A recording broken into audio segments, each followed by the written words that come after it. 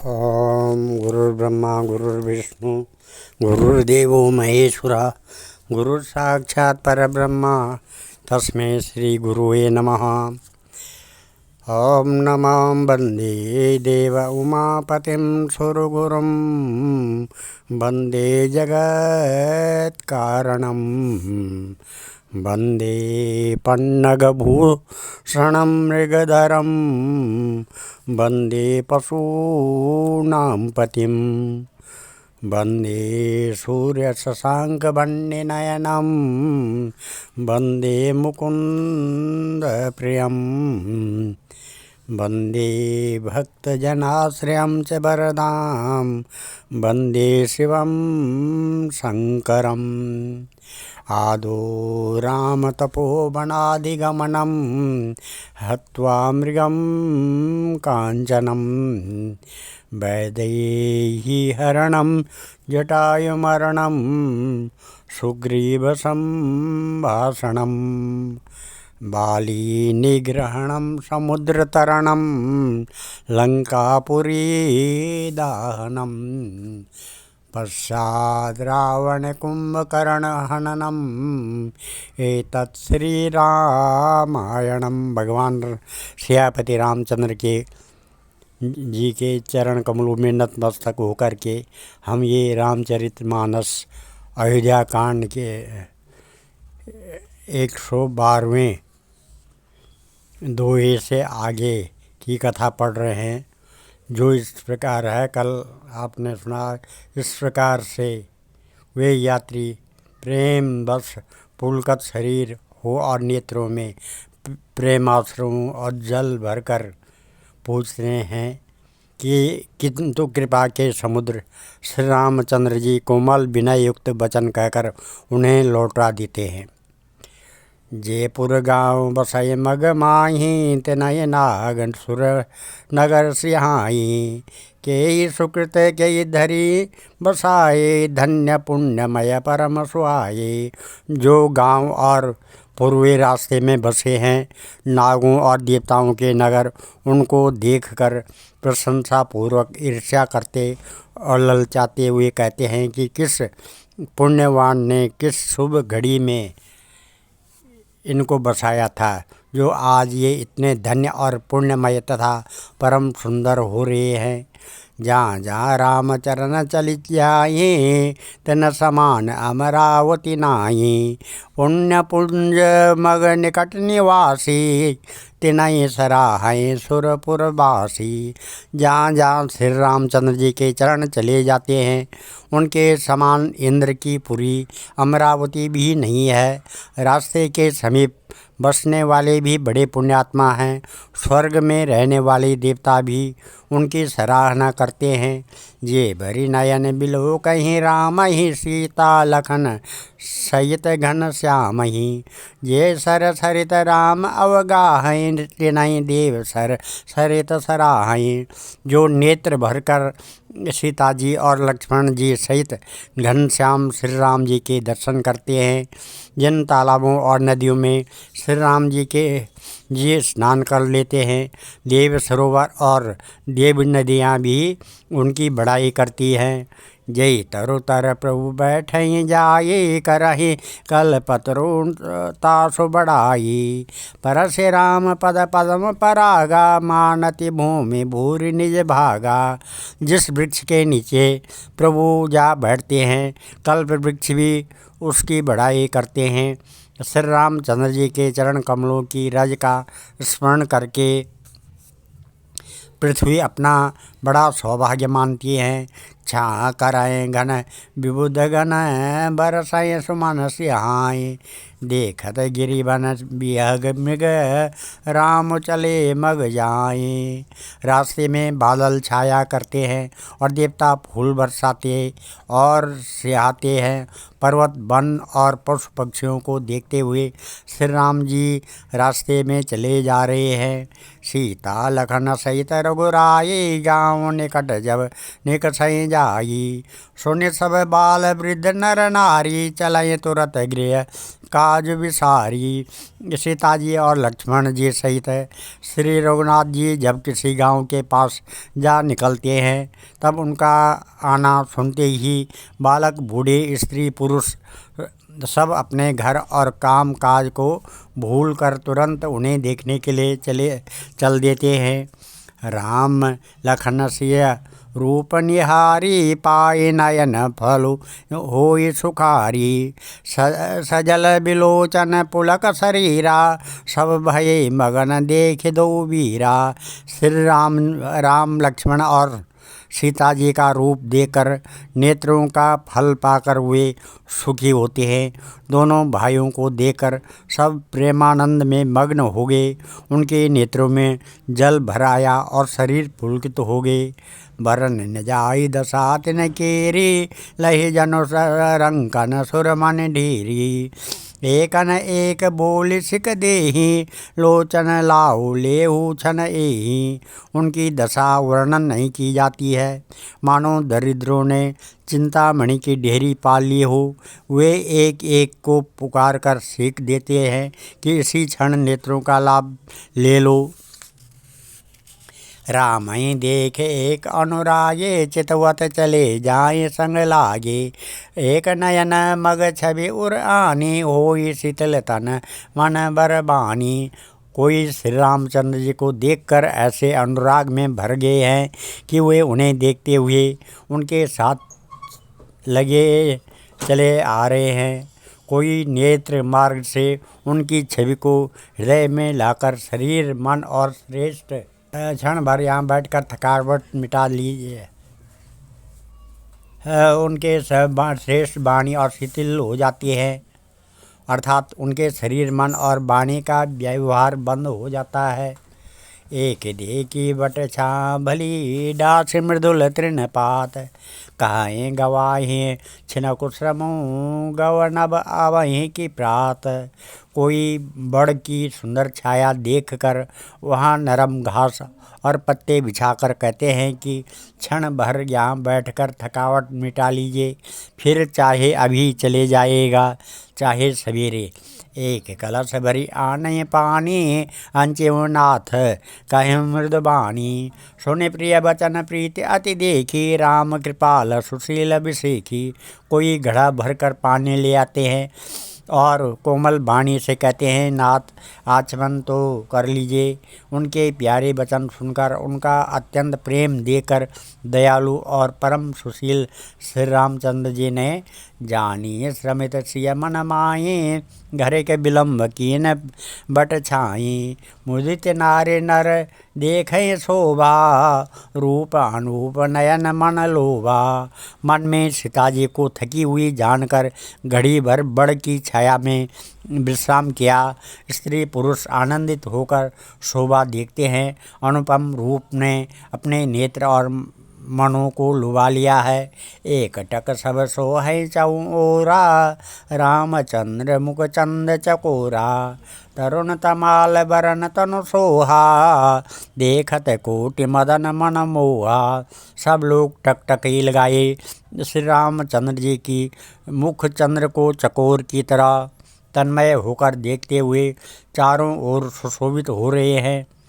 श्री राम जी का नवीन तमाल वृक्ष के रंग का शरीर अत्यंत शोभा दे रहा है, जिसे देखते ही करोड़ों कामदेवों के मन मोहित हो जाते हैं। दामनी बरन लखन सुटनी के, नख सिक सुभग भावते जी के। मुनि पट कटिन कसे तु नीरा, सोहें कर कमलन धनु धीरा। बिजली के से रंग के लक्ष्मण जी बहुत ही भले मालूम होते हैं। वे नख से शिखा तक सुंदर हैं और मन को बहुत भाते हैं। दोनों मुनियों के वलकल आदि वस्त्र पहने हैं और कमर में तरकस कसे हुए हैं। कमल के समान हाथों में धनुष बाण शोभित हो रहे हैं। जटा मुकुट सीमित सुभग, उर्भुज नयन विशाल। शरद परब विदु बदन बर, लसत स्वेद कन जाल। उनके सिरों पर सुंदर जटाओं के मुकुट हैं। वक्षस्थल, भुजा और नेत्र विशाल हैं। और शरद पूर्णिमा के चंद्रमा के समान सुंदर मुखों पर पसीने की बूंदों का समूह शोभित हो रहा है। बरने न जाए मनोहर जोरी, शोभा बहुत थोरी मति मोरी। राम लखन सिय सुंदरताई, सब चित वहीं चित मन मति लाई। उस मनोहर जोड़ी का वर्णन नहीं किया जा सकता है, क्योंकि शोभा बहुत अधिक है और मेरी बुद्धि थोड़ी है। तुलसी दास जी कहते हैं कि शोभा बहुत अधिक है और मेरी बुद्धि थोड़ी है। श्री राम, लक्ष्मण और सीता जी की सुंदरता को सब लोग मन, चित्त और बुद्धि तीनों को लगाकर देख रहे हैं। थके नारे नर प्रेम प्यासे, मनो मृगी मृग देख दियासे। सिय समीप प्राम तिय जाई, पूछत अति स्नेह सकुचाई। प्रेम के प्यासे हुए गाँव के स्त्री पुरुष इनके सौंदर्य माधुर्य की छटा देकर ऐसे थकित रह गए जैसे दीपक को देखकर हिरनी और हिरन निस्तब्ध रह जाते हैं।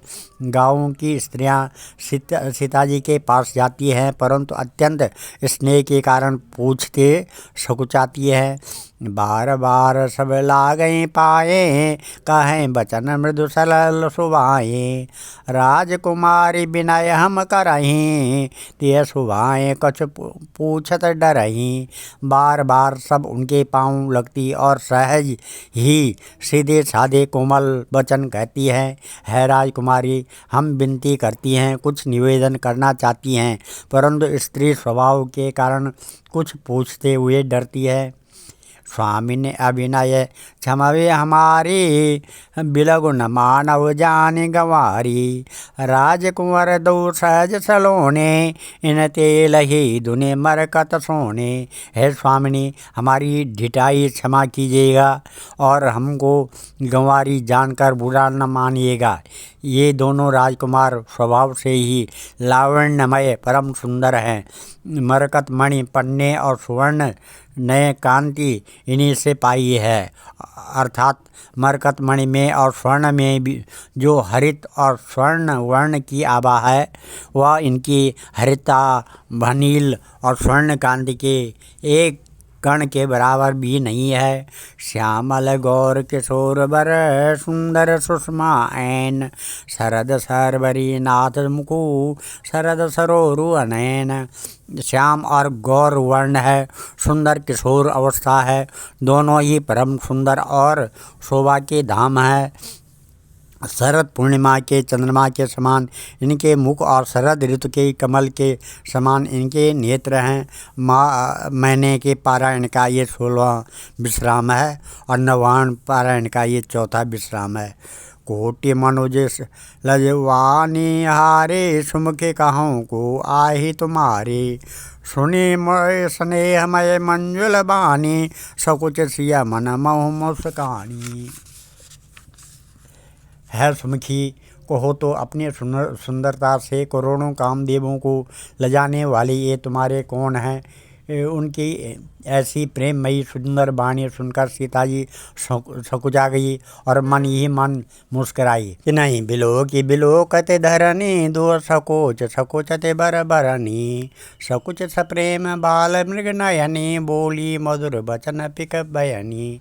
उत्तम गौर वर्ण वाली सीता जी उनको देखकर संकोच वश पृथ्वी की ओर देखती है। वे दोनों ओर के संकोच से सकुचा रही है।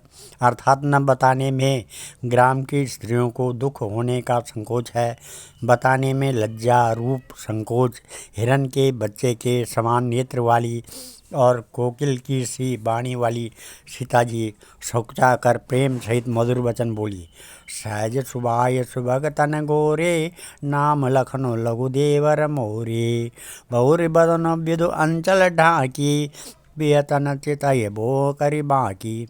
ये जो सहज स्वभाव सुंदर और गौरे शरीर के उनका नाम लक्ष्मण है, ये मेरे छोटे देवर हैं।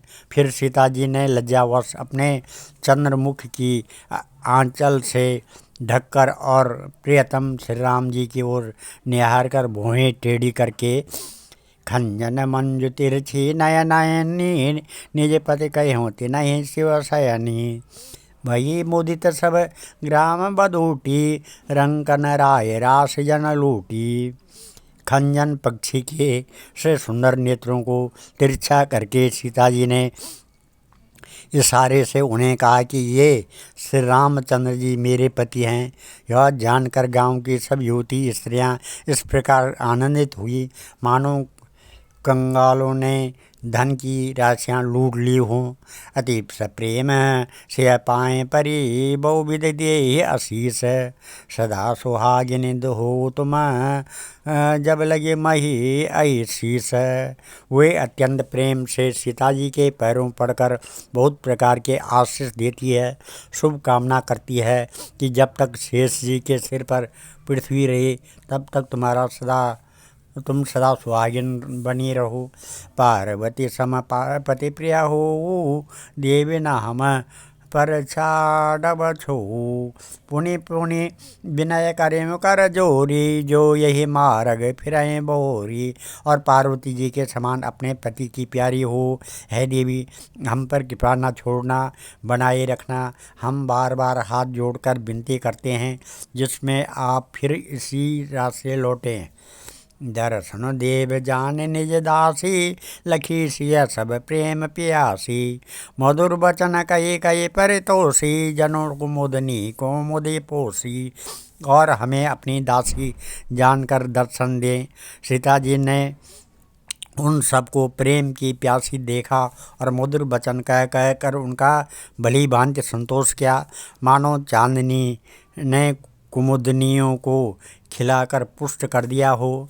तभी लखन रघुबर रुक जानी पूछे मऊ लोगन मृदबानी। सुनत नारी नर भय दुखारी पुलकित गात बिलोचन बारी। उसी समय श्री रामचंद्र जी का रुख जानकर लक्ष्मण जी ने कोमल वाणी से लोगों से रास्ता पूछा। यह सुनते ही स्त्री पुरुष दुखी हो गए, उनके शरीर पुलकित हो गए और नेत्रों में वियोग की संभावना से प्रेम का जल भर आया। मिटा मोद मन भय मलीने विधि निधि दीन लेत जनु छीने। समुझ करम गति धीरज कीना सोधि सुगम मगु तिन कही दीना। उनका आनंद मिट गया और मन ऐसे उदास हो गए मानो विधाता दी हुई संपत्ति छीन लेता हो। कर्म की गति समझकर उन्होंने धैर्य धारण किया और अच्छी तरह निर्णय करके सुगम मार्ग बतला दिया। लखन जान की सहित तब गवन की न रघुनाथ। फेरे सब प्रिय वचन कही लिए लाए मन साथ। तब लक्ष्मण जी और जानकी जी सहित श्री रघुनाथ जी ने गमन किया और सब लोगों को प्रिय वचन कहकर लौटाया, किंतु उनके मनों को अपने साथ ही लगा लिया। फिरत नार नर अति पछताई देहि दोष देहि मन माई। सहित विषाद परस्पर काहीं विधि कर तब उल्टे सब आहीं। लौटते हुए स्त्री पुरुष बहुत ही पछताते हैं और मन ही मन दैव को दोष देते हैं। परस्पर बड़े ही विषाद के साथ कहते हैं कि विधाता के सभी काम उल्टे हैं। निपट निरंकुश निठुर निशंकु जय सस कीन सहज सकलंकु। रूख कल्पतरु सागरु खारा ते पठे वन राजकुमारा। यह हुआ विधाता बिल्कुल निरंकुश स्वतंत्र निर्दय और निडर है, जिसने चंद्रमा को रोगी घटने बढ़ने वाला और कलंकी बनाया, कल्प वृक्ष को पेड़ और समुद्र को खारा बनाया। उसी ने इन राजकुमारों को वन में भेजा है। जो पै इनहि दीन बनबासु कीन बाधि विधि भोग बिलासु। ये बिचराय मग बिनु पद त्राना रचे बाधि विधि वाहन नाना। जब विधाता ने इनको वनवास दिया है तब उसने भोग विलास व्यर्थ ही बनाए। जब ये बिना जूते के नंगे ही पैरों रास्ते में चल रहे हैं, तब विधाता अनेकों वाहन सवारियां व्यर्थ ही रचे। ये मई पर डास कुश पाता, सुबह सेज कद सृजत विधाता। तोरोबर बास इनय विधि दीना, धवल धाम रचे रचे श्रम कीना। जब ये कुश और पत्ते बिछाकर जमीन पर ही पड़े रहते हैं, तब विधाता सुंदर सेज पलंग और बिछौने किस लिए बनाता है। विधाता ने जब इनको बड़े बड़े पेड़ों के नीचे का निवास दिया, तब उज्जवल महलों को बना कर उसने व्यर्थ ही परिश्रम किया। जो ये पटधर जटिल सुंदर सुटी सुकुमार, विविध भांति भूषण बसन बाद के करतार। जो ये सुंदर और अत्यंत सुकुमार होकर मुनियों के वस्त्र पहनते और जटा धारण करते हैं, तो फिर करतार विधाता ने भांति भांति के गहने और कपड़े वृथा ही बनाए हैं। आज हम इस कथा को यहीं पर विराम देते हैं। कल 119 के कथा से आगे पढ़ेंगे। ओम वंदे देव उमापतिं सुरगुरुं, वंदे जगत्कारणं, वंदे पन्नगभूषणं मृगधरं, वंदे पशूनां पतिं, वंदे सूर्यशशाङ्कवह्निनयनं, वंदे मुकुन्दप्रियं, वंदे भक्तजनाश्रयं च वरदां, वंदे शिवं शङ्करं। मंगलं भगवान् विष्णु, मंगलं गरुडध्वजा, मंगलं पुण्डरीकाक्ष, मंगलाय तनो हरि। ओम मंगलं भगवान् शंभु, मंगलं वृषभध्वजा, मंगलं पार्वतीनाथ, मंगलाय शिव शंकर।